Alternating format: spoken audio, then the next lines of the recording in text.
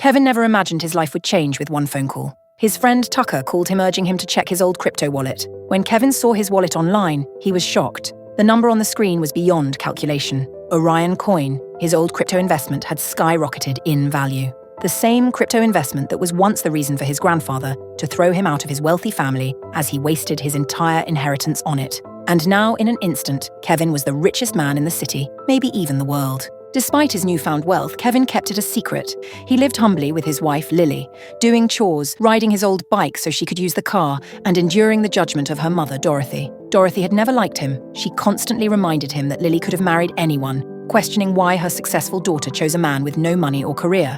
Kevin bit his tongue, promising her that one day he would prove his worth. Lily's best friend, Rachel, was no kinder. She ridiculed Kevin, calling him a burden, comparing him to a washed-up version of his past self. Lily defended him, but her frustration was clear. She missed the man she had first fallen for, the confident, charming version of Kevin. Their relationship was strained, and the romance between them was slipping away. Lily told Rachel that her company was in trouble.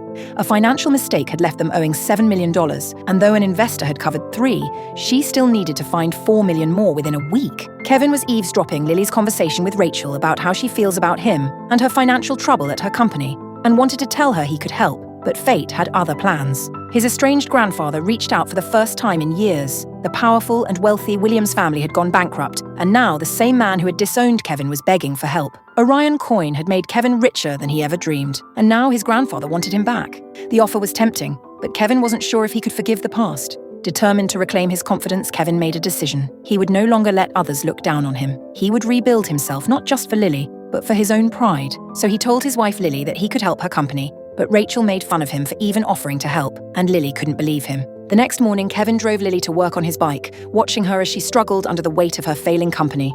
She blamed herself, even though it wasn't her fault. Kevin wanted to fix everything, but he knew that words wouldn't be enough. Action was what mattered.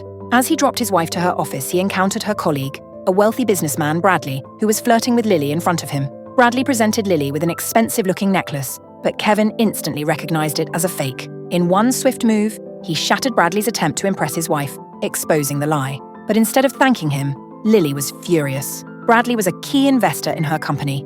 Kevin apologized to Bradley as his wife's demand, but he also warned Bradley, asking him to stay away from Lily. That afternoon, he made his way to his grandfather's estate, where Kevin laid down his conditions on behalf of saving the family. He wanted a real dream lover's necklace delivered to Lily in secret, and for Bradley to be fired from his position. His grandfather agreed, impressed by Kevin's newfound confidence. The deal was sealed. Kevin would take over Williams Media, the most powerful entertainment company in America. He would be its new leader, building an empire of his own. Just then, Lily called Kevin and apologized for how she had treated Kevin earlier, but he brushed it off, understanding her stress. She asked him to pick up a suit for dinner with her family that night, hoping he could make a good impression. Kevin promised he would.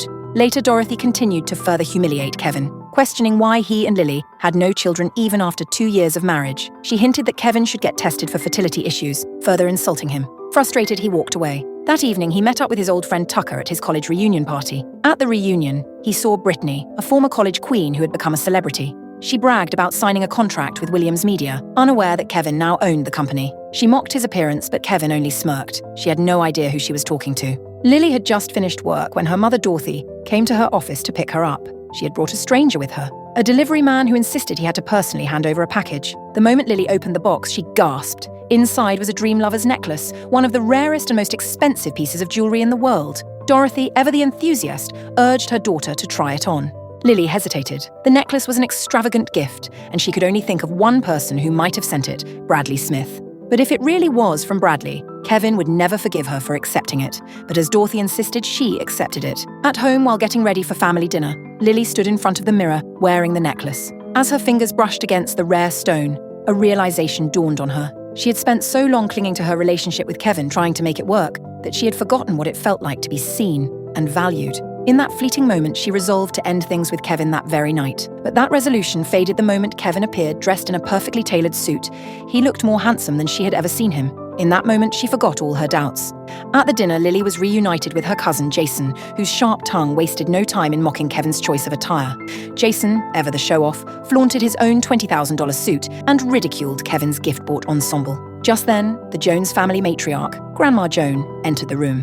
A woman of iron will and sharp business acumen, she wasted no time in making an announcement that Williams Media had a new CEO, and the first person who could successfully form a partnership would be rewarded handsomely. Lily confidently mentioned her connection to Bradley Smith, who was on the board of Williams Media. Grandma Joan, however, entrusted the task to Jason instead. Lily was disappointed, but Kevin comforted her, telling her that Jason had no chance of closing the deal, as Lily was far more capable. In the morning, Lily noticed something different about Kevin. He had changed, but in a way she couldn't quite put into words. She asked him about it, but before Kevin could fully explain, his phone rang.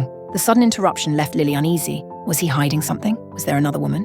Later that day, Kevin, on his way to his first day as a CEO of Williams Media, found himself in an unexpected altercation when Brittany, the college diva, crashed into his bike and started blaming Kevin, assuming he was the security guard there. When an assistant arrived and attempted to fire Kevin on the spot, it was only then that the manager there revealed Kevin's true identity. He was the new CEO of Williams Corporation. Brittany and the assistant were stunned.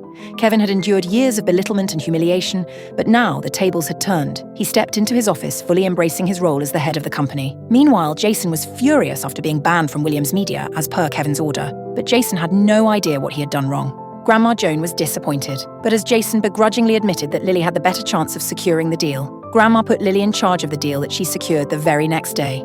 That night, Lily's friend Rachel arrived unannounced, bringing wine and concerns about Lily's relationship. Just then, Kevin joined them, and without a warning, he offered to cover Lily's financial troubles, $4 million. Rachel was in disbelief. He presented her with a credit card linked to an account under her name with the account balance of $4 million. Lily demanded answers. Where had he suddenly gotten that kind of money? Kevin hesitantly told her the truth that he is the heir of a gifted entrepreneur, but she didn't believe him and just requested him to stay away from any troubles. A few days later, she went out with Kevin to celebrate securing the deal with Williams Media. She confronted him again, and though Kevin dodged her questions, thinking she wouldn't believe him anyway, a phone notification suddenly interrupted their conversation. Grandma Joan had found out about the deal, and she was throwing a party in Lily's honor. At the gathering, Grandma Joan made a grand speech, attributing much of the success to Jason, despite Lily being the one to close the deal. Lily was disappointed while Jason kept attempting to push Kevin aside, but Kevin refused to budge. Then a guest at the party spotted Lily's necklace and immediately recognized its rarity. She told Lily that it was the real thing. This revelation sent a chill down Lily's spine. If the necklace was genuine, then Bradley hadn't been the one to send it. But if not him, then who? Determined to get to the bottom of it, Lily called Bradley directly. To her shock, he dismissed her, stating that he had never sent her an authentic dream lover's necklace. He had only given her a fake one that Kevin had broken. Lily's world began to spin. If the necklace wasn't from Bradley, then that could only mean one thing. Kevin had been the one who gifted it to her. But how? Did Lily really not know her husband at all? Has he been lying to her from the beginning? With questions running through her mind, furious, she went to her lying husband and threw her drink on his face in front of everyone. Please subscribe to the Pocket FM YouTube channel and press the bell icon for instant notification. Check out our channel for more such exciting shows.